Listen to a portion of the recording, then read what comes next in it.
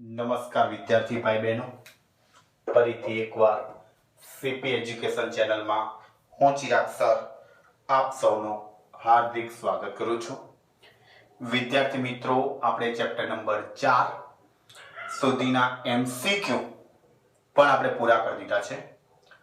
આજથી આપણે એક નવું ચેપ્ટર નંબર 5 ગતિના નિયમો, ઇંગ્લિશમાં બોલું તો લોસ ઓફ મોશન શીખવાના છીએ.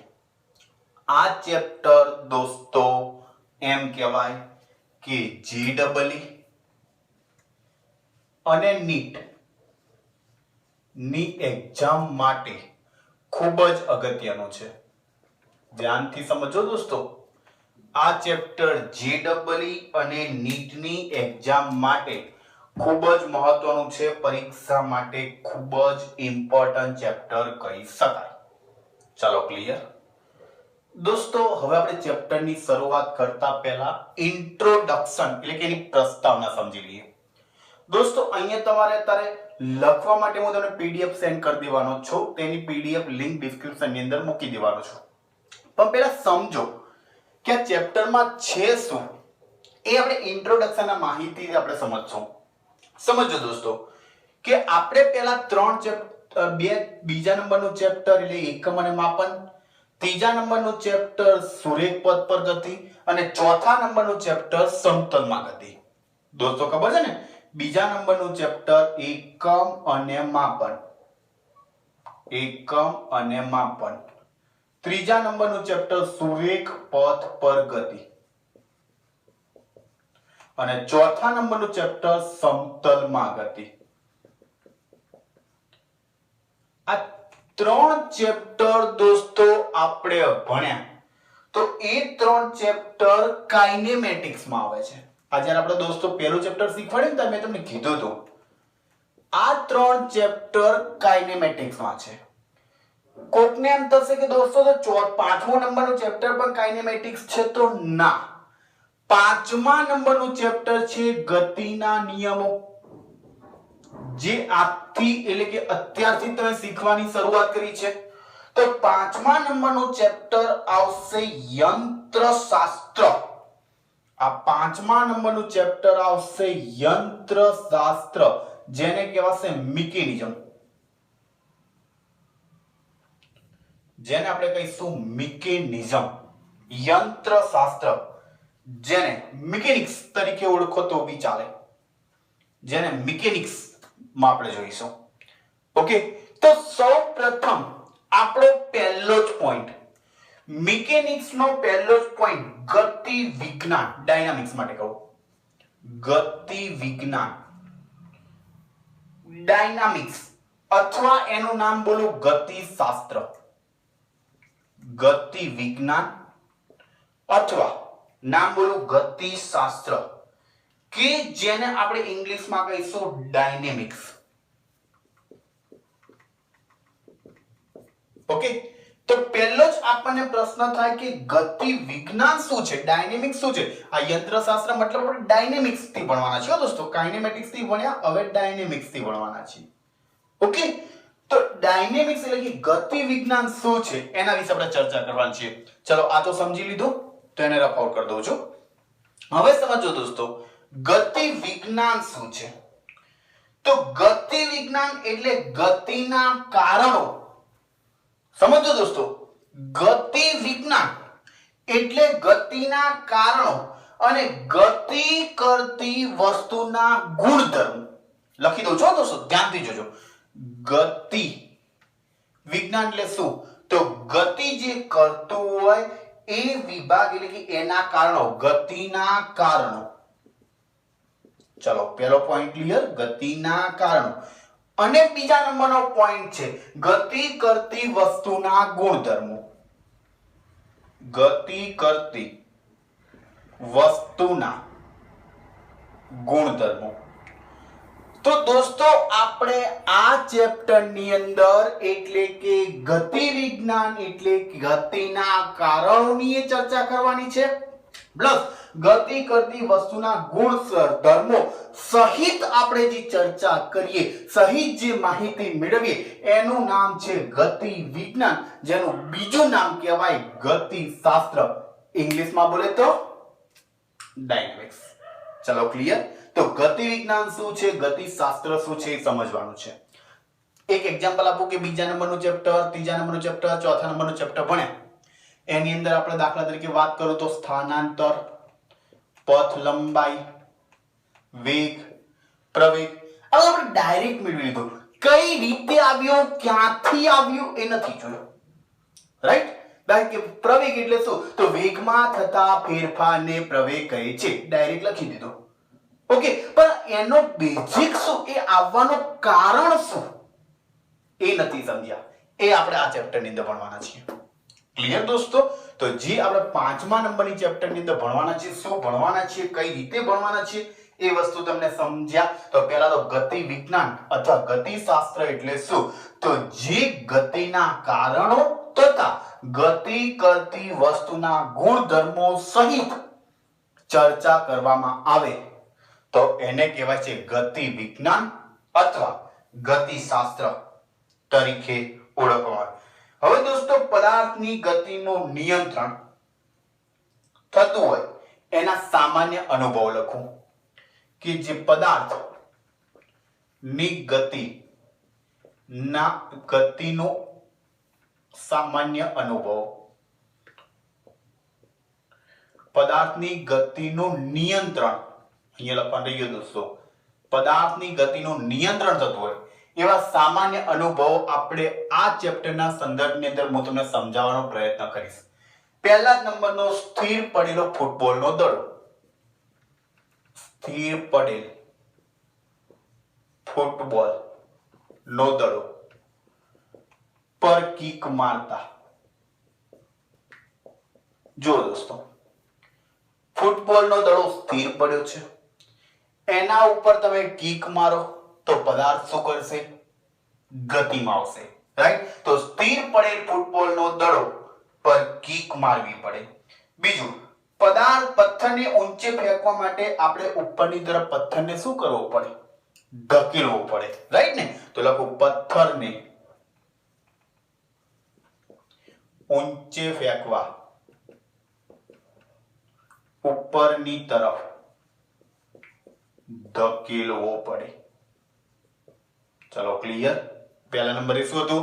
સ્થિર પડેલ ફૂટબોલનો દડો પર કિક મારતા. બીજા નંબર, પથ્થરને ઊંચે ફેંકવા ઉપરની તરફ શું કરવો પડે? ધકેલવો પડે. ત્રીજા નંબરે, પવન આવે તો પવનથી વૃક્ષની ડાળીઓ શું થાય છે? ઝૂલે છે.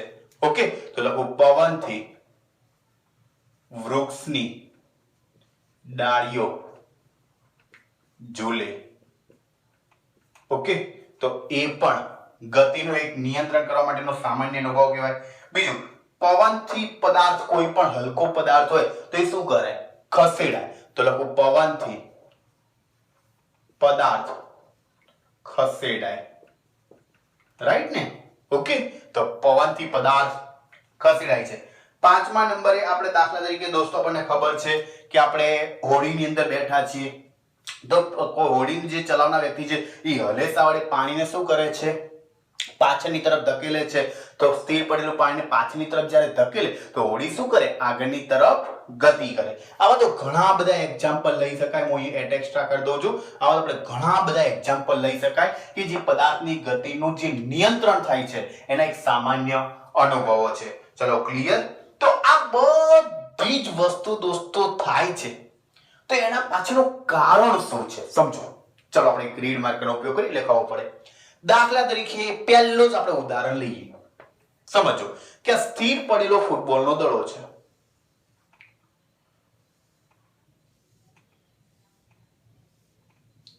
આ સ્થિર પડેલો ફૂટબોલનો દડો છે.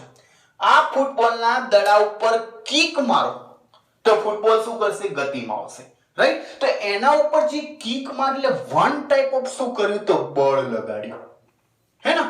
એના ઉપર વન ટાઈપ ઓફ શું કર્યું? બળ લગાડ્યું. ચલો બીજા નંબરે, પથ્થરને ઊંચે ફેંકવા ઉપરની તરફ ધકેલવો પડે. તો પથ્થરને તમે ઉપરની તરફ ધકેલો છો તો એના ઉપર શું કરો છો? તો બળ લગાડો છો. ત્રીજા નંબરે પવનથી વૃક્ષની ડાળીઓ ઝૂલે, તો પવન આવ્યો એટલે એના ઉપર બળ લાગ્યું એટલે વૃક્ષની ડાળીઓ શું થવા માંડી? ઝૂલવા માંડી. ચોથા નંબર પવનથી પદાર્થ ખસેડાય, તો સીધી વસ્તુ બળ લાગે છે ત્યારે જ પદાર્થ ખસેડાય. ખરી વસ્તુ છે. તો બધી જ વસ્તુમાં આપણને લાગુ શું પડે છે? તો બળ. આ બધી જ વસ્તુ આપણે શીખીએ છીએ એના માટે પણ લાગુ શું પડે છે? તો બળ. તો બળ શું છે? બળનો પ્રાથમિક ખ્યાલ કહેવાય કે બળ શું છે? તો પદાર્થ જ્યારે સ્થિર સ્થિતિમાં હોય તો એને ગતિમાં લાવે, અને ગતિમાં પદાર્થ હોય તો એને સ્થિર કરે અથવા અટકાવવાનો પ્રયત્ન કરે, એમ કહેવાય. પદાર્થ ગતિમાં હોય તો એને ધીમો પાડે અને અટકાવવાનો પ્રયત્ન કરે. આ કામ કોણ કરે છે? તો બળ કરે છે. રાઈટ ને? ઓકે, તો પહેલા તો આપણને ખબર પડી કે બળ શું છે. તો બળ એ પદાર્થને સ્થિર સ્થિતિમાં હોય તો ગતિમાં લાવે, અને ગતિમાં હોય તો એ પદાર્થને ધીમો ગતિથી ધીમી કરવા માટે અથવા તેને સ્થિર કરવા માટે અથવા ગતિથી અટકાવવા માટે શેની જરૂર પડે છે દોસ્તો? તો બળની જરૂર પડે છે. એક ઉદાહરણ લઈએ દોસ્તો, સમજો. એક ઉદાહરણ લઈ લો કે આ ઢાળ છે. આ ઢાળ ઉપરથી દડો નીચેની તરફ રગડી રહ્યો છે. જ્યારે દોસ્તો ઢાળ ઉપરથી દડો નીચેની તરફ રગડતો હોય તો આ દડાને ઢાળ ઉપરથી નીચેની તરફ અટકાવવા માટે એટલે કે રગડતો અટકાવવા માટે શું કરવું પડે? ચલો બોલો ફરીથી સમજો દોસ્તો ધ્યાનથી. આ એક ઢાળ છે. ઢાળ ઉપરથી દડો રગડી રહ્યો છે. હવે આ દડો નીચે ધીમે ધીમે રગડે છે. તો એને રગડતો અટકાવવા માટે શું કરવું પડે? તો જેટલું બળ એ નીચેની તરફ લાગે છે એટલું જ બળ પણ એનાથી પરસ્પર વિરુદ્ધ દિશામાં લગાડવામાં આવે તો દડો નીચે રગડશે નહીં. તો એના ઉપર વિરુદ્ધ દિશામાં શું કર્યું? વિરુદ્ધ દિશામાં બળ લગાડ્યું. શું કર્યું દોસ્તો? વિરુદ્ધ દિશામાં બળ લગાડ્યું. તો જો બળ લગાડવામાં આવે તેને અટકાવી શકાય. ક્લિયર? તો પદાર્થ આમ કહેવાય કે એના પરિબળની જે અસર થાય, જે પદાર્થ છે એના પરિબળની અસર થાય એ સ્થિર અવસ્થામાં પણ થાય છે અને ગતિમાન અવસ્થામાં પણ થઈ શકે. એના ઉપર જે બળ લાગે છે તો એની સ્થિર અવસ્થામાં પણ થાય દોસ્તો અને ગતિમાન. કારણ કે જો દડાના વિરુદ્ધ દિશામાં બળ લાગે તો એ ગતિમાન અવસ્થા હતી. જ્યારે ફૂટબોલનો દડો સ્થિર પડ્યો હતો તો એ સ્થિર અવસ્થા હતી. તો પદાર્થ સ્થિર અવસ્થામાં પણ થાય અને ગતિમાન અવસ્થામાં પણ થાય. તો દોસ્તો પરિબળની અસર થાય, આવા જે પરિબળની અસર થાય તો શું થાય કે સ્થિર પદાર્થ હોય ગતિમાં આવે અને ગતિમાન પદાર્થ હોય એ શું થવા પ્રયત્ન કરે? સ્થિર થવાનો પ્રયત્ન કરે. ક્યારે? બળ લગાડવામાં આવે ત્યારે. ચલો ક્લિયર? તો દોસ્તો બળ કેટલી રીતે લાગે હવે શીખીએ. બળ લાગવાના કારણો કેટલા, કઈ રીતે બળ લાગી શકે? તો પહેલા જ નંબરે છે સંપર્ક બળ. આ સમજો દોસ્તો, આ બધું આપણે ઇન્ટ્રોડક્શન પ્રસ્તાવના દ્વારા સમજી રહ્યા છીએ. ઓકે, તો બળ વિશેની હવે ટોટલી માહિતી મેળવી દીધી અને તમારે લખવાની કોઈ ચિંતા ના કરશો દોસ્તો. આ જે વસ્તુ તમને સમજાઈ રહ્યો છો એ જ વસ્તુની જે ટોપિક સમજાઈ રહ્યો છો એ જ ટોપિકની પીડીએફ તમાર ક્વેશ્ચન સહિત લિંક ડિસ્ક્રિપ્શન ની અંદર હું મૂકી દઉં છું. તમે શાંતિથી ઘરે બેઠા લખી શકશો, પરંતુ પેલા સમજી લો. જો એની પ્રસ્તાવના ખબર પડી જશે અને ધીમે ધીમે એના પોઈન્ટ ખબર પડવા માંડશે તો એને એક્ઝામ્પલ બહુ આવડી જશે, તરત જ આવડી જશે. અને મેં તમને સ્ટાર્ટિંગમાં કહ્યું પ્રમાણે આ ચેપ્ટર JEE અને NEET ની દ્રષ્ટિએ મોસ્ટમાં મોસ્ટ ઇમ્પોર્ટન્ટ ચેપ્ટર છે, માટે ધ્યાનથી શીખો. ઓકે, જો તો બળ છે એ બળ મુખ્યત્વે કેટલી રીતે લાગે? તો બે રીતે લાગે. એક સંપર્ક બળ અને બીજા નંબરે છે ક્ષેત્ર બળ. એક છે સંપર્ક બળ અને બીજા નંબરે છે ક્ષેત્ર બળ. ઓકે, નામ ઉપરથી જ ખબર પડી જાય છે કે સંપર્ક બળ શું છે અને ક્ષેત્ર બળ શું છે. ચલો આપણે જોઈએ. ચલો મને રફ આઉટ કરી દઉં છું. પહેલા તો કે સંપર્ક બળ શું પહેલા આપણે એ શીખીએ અને ત્યારબાદ ક્ષેત્ર બળ શું છે એ શીખીએ. જોજો દોસ્તો, સંપર્ક બળ શું છે? તો દોસ્તો સંપર્ક બળ એટલે પહેલો જ એનો નામ છે સંપર્ક. સંપર્ક થવો જોઈએ. ફોર એક્ઝામ્પલ હું કહું કે મિતાંશ નામનો છોકરો કરણ નામના છોકરા જોડે સંપર્કમાં છે. તો એ સંપર્કમાં કઈ રીતે હોઈ શકે? તો ફોન દ્વારા પણ હોઈ શકે, આજુબાજુમાં રહેતા હોય તો એનાથી પણ સંપર્કમાં હોઈ શકે, ગમે તે રીતે સંપર્કમાં હોઈ શકે, હે ના? ઓકે, તો આ જે સંપર્ક છે, પરંતુ અહીંયા આપણે વાત કરવાની છે સંપર્ક બળની. તો સંપર્ક બળ શું છે સમજો દોસ્તો. તો દોસ્તો આપણે પહેલા બળની જરૂર કેમ પડે છે? તો પદાર્થ સ્થિર અવસ્થામાં હોય તેને ગતિમાં લાવવા માટે, અને ગતિમાં હોય તો એને સ્થિર અવસ્થામાં લાવવા માટે બળની જરૂર પડે છે. રાઈટ ને? ઓકે, તો અહીંયા સમજો કે જ્યારે ફૂટબોલનો દડો સ્થિર પડ્યો તો ત્યારે એના ઉપર જ્યારે કિક મારી હશે તો એ પગ, ખેલાડીનો પગ અને ફૂટબોલ વચ્ચેનો સંપર્ક થયો હશે? ઓબ્વિયસલી થયો હશે. માટે અહીંયા જે બળ લાગ્યું એ કયું બળ કહી શકશો? સંપર્ક બળ. સમજાણું? ઓકે, તો અહીંયા આપણે વ્યાખ્યા તરીકે લખીએ તો શું લખાય? અહીંયા આપણે વ્યાખ્યા તરીકે લખવું હોય તો શું લખાય? કે જ્યારે પદાર્થને સ્થિર અવસ્થામાંથી ગતિમાન અવસ્થામાં અથવા ગતિમાન અવસ્થામાંથી સ્થિર અવસ્થામાં લાવવા માટે કંઈક જરૂરી સંપર્ક જરૂરી છે. જરૂરી સંપર્ક જરૂરી છે. માટે લાગતો જે આવું બળ છે એ બળનું નામ શું છે દોસ્તો? સંપર્ક બળ. સમજો ને કે સંપર્ક બળ શું છે? તો પદાર્થને સ્થિર અવસ્થામાંથી ગતિમાન અવસ્થામાં લાવવું હોય અથવા ગતિમાન અવસ્થામાંથી સ્થિર અવસ્થામાં લઈ જવું હોય તો પદાર્થની સાથે સંપર્ક જરૂરી છે. માટે આપણે આવા બળને શું કહીશું દોસ્તો? સંપર્ક બળ તરીકે ઓળખીએ છીએ. ક્લિયર? દાખલા તરીકે એક એક્ઝામ્પલ લો, સમજો દોસ્તો. આ એક્ઝામ્પલ લો. હવે એક્ઝામ્પલમાં એવું લઉં છું, આ માર્કર છે, આ રીતે પડી છે. સમજો દોસ્તો, આ માર્કર છે. આ માર્કરને મારા થોડીક દૂર ખસેડો તો હું એનો સંપર્ક આપીશ ને, આમ સંપર્ક આપીશ એટલે દૂર જાય છે. રાઈટ? તો મારી આંગળી અને માર્કર વચ્ચે શું થયું? સંપર્ક થયો. અને સંપર્ક થયો માટે જે માર્કર દૂર ખસે છે તો એ આંગળી વડે કયું બળ લાગે છે? તો સંપર્ક બળ લાગે છે. બીજું એક એક્ઝામ્પલ સમજીએ કે એક ટેબલ છે. એક ટેબલ છે. આ ટેબલમાં અહીં એક વ્યક્તિ ઊભેલો, માફ કરજો જેવી આકૃતિ આવડી દોરું છું કે, તો આ વ્યક્તિ આ અહીંયાથી શું કરે છે? તો એના ઉપર બળ લગાડે છે. એના ઉપર બળ લગાડશે તો પદાર્થ જે ટેબલ છે એ ખસશે.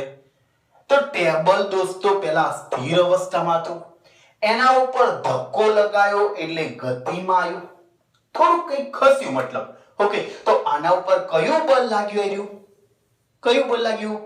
સંપર્ક બળ લાગ્યું. ખબર પડી? તો સંપર્ક બળ શું છે એ ખબર પડી ગઈ. ચલો બીજા નંબરે સમજીએ ક્ષેત્ર બળ. બીજા નંબરે દોસ્તો આપણે સમજીએ ક્ષેત્ર બળ. હવે ક્ષેત્ર બળ એટલે શું? તો નિયત વિસ્તાર, અમુક એક વિસ્તાર નિશ્ચિત હોય.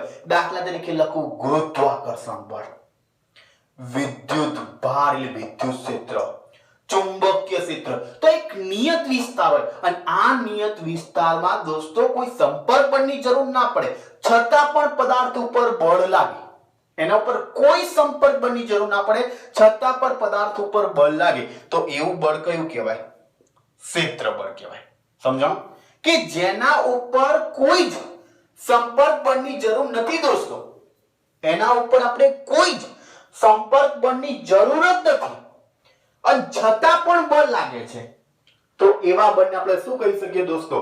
ક્ષેત્ર બળ. દાખલા તરીકે ઉદાહરણ તરીકે લખો કે એક આ બિલ્ડિંગ છે, આ બિલ્ડિંગ ઉપરથી કોઈક એક વ્યક્તિ ઊભો છે અને અહીંયાથી પદાર્થને મુક્ત પતન ગતિ કરાવે છે. જ્યારે એ પદાર્થને મુક્ત પતન ગતિ કરાવે છે તો પદાર્થ ક્યાં આવે છે? નીચે આવે છે. તો એના ઉપર કોઈ બળ લગાડે છે? કોઈ સંપર્ક છે તો નથી, છતાં પણ પદાર્થ નીચે આવે છે. તો એનું કારણ શું? તો એનું કારણ છે ગુરુત્વાકર્ષણ બળ. રાઈટ? એનું કારણ શું છે? ગુરુત્વાકર્ષણ બળ. તો ગુરુત્વાકર્ષણ બળ દોસ્તો કેવું કહેવાય? ક્ષેત્ર બળ કહેવાય. કહેવાય ને? ઓકે, ચલો એક બીજો એક્ઝામ્પલ લો. સમજો દોસ્તો, બીજો એક એક્ઝામ્પલ લો. દાખલા તરીકે વાયરની લાઈન જઈ રહી છે, 3 ફેઝ વાયરની લાઈન જઈ રહી છે. ઓકે, અહીંયા તમે થોડાક દૂર ઊભા રહો છો, તો પણ છતાં આમ ઝાટકો આવે છે. થોડાક દૂર એટલે એનાથી એપ્રોક્સિમેટલી એમ માનો કે 1 થી 1.5 ફૂટ દૂર છો, 1 થી 1.5 ફીટ દૂર છો, છતાં પણ આપણને ઝાટકો આવે છે, કરંટ આવે છે. તો આ શેના હિસાબે લાગ્યું? તો વિદ્યુત બળ. આ શેના હિસાબે લાગે છે? તો વિદ્યુત બળ. અને આ વિદ્યુત બળ પણ શું છે દોસ્તો? ક્ષેત્ર બળ છે. સિમિલરલી ચુંબક બળ, ચુંબકીય બળ તમે જોજો દોસ્તો કે આપણે એક ચુંબક અને બીજું ચુંબક, આપણે દાખલા એક ચુંબક નીચે અને બીજું ચુંબકને નીચે જોડી લઈએ છીએ ને, તો તરત કૂદીને આવે છે, તરત એના પર કૂદીને આવે. આપણે કોઈ સંપર્ક કરાવતા જ નથી, છતાં પણ કૂદીને આવી જાય, તો એના પર કયું બળ લાગે છે? તો ચુંબકીય બળ. સમજો? તો આ સંપર્ક બળ શું છે અને ક્ષેત્ર બળ શું છે એના વિશેની આપણે આજ માહિતી મેળવી. તો દોસ્તો આમ આજના લેક્ચરની અંદર ચેપ્ટર નંબર 5 ગતિના નિયમો, અથવા એને આપણે બીજા ચેપ્ટર નામે એમ પણ ઓળખી શકીએ કે ન્યૂટનના ગતિના નિયમો, રાઈટ ને? ન્યૂટનના ગતિના નિયમો એ શું છે એની માહિતી મેળવી, અને એના બાદ ઇન્ટ્રોડક્શનમાં ગતિશાસ્ત્ર એટલે કે ગતિ વિજ્ઞાન, પછી પદાર્થની ગતિનું નિયંત્રણ માટેના સામાન્ય અનુભવો, એના ઉપર બળ શું છે તો બળનો પ્રાથમિક ખ્યાલ, બળના બે પ્રકાર, સંપર્ક બળ અને ક્ષેત્ર બળ, અને સંપર્ક બળ શું છે અને ક્ષેત્ર બળ શું છે તેની તમામ માહિતી એટલે કે ઇન્ટ્રોડક્શન, પ્રસ્તાવના આજે આપણે શીખી લીધી. બહુ અગત્યનું છે દોસ્તો, ખૂબ જ સરસ છે અને આવડી જાય એવું છે, અને થોડુંક ઇન્ટરેસ્ટિંગ છે દોસ્તો. ફિઝિક્સ ભણો છો, થોડુંક ઇન્ટરેસ્ટિંગ ભણો, એકદમ મજાનો સબ્જેક્ટ છે, એકદમ રમૂજી સબ્જેક્ટ છે, તો તમને ફિઝિક્સ ભણવાની મજા આવશે. ઓકે, જ્યારે ફિઝિક્સ ભણવા બેહો ત્યારે થોડા ઉત્સાહથી બેહો, આમ મન લઈને બેસો, આમ હાવ મર્દાન જેમ ના બેસો કે આજે ફિઝિક્સ ભણવાનું, આવું ના બેસો, આમ મન લઈને બેસો તો ફિઝિક્સ ભણવાની મજા આવશે. ઓકે દોસ્તો, તો આમ આજના લેક્ચરની અંદર આપણે પ્રસ્તાવના શીખી લીધી છે. નેક્સ્ટ લેક્ચરની અંદર આગળનો ટોપિક આપણે કન્ટિન્યુ કરીશું. અત્યારે બસ આટલું જ દોસ્તો. વિડીયો ગમ્યો હોય તો લાઈક કરજો, તમારા મિત્રોને શેર કરજો અને ચેનલને સબસ્ક્રાઇબ કરજો. આપણે નેક્સ્ટ લેક્ચરમાં ફરીથી મળીશું. ત્યાં સુધી આવજો.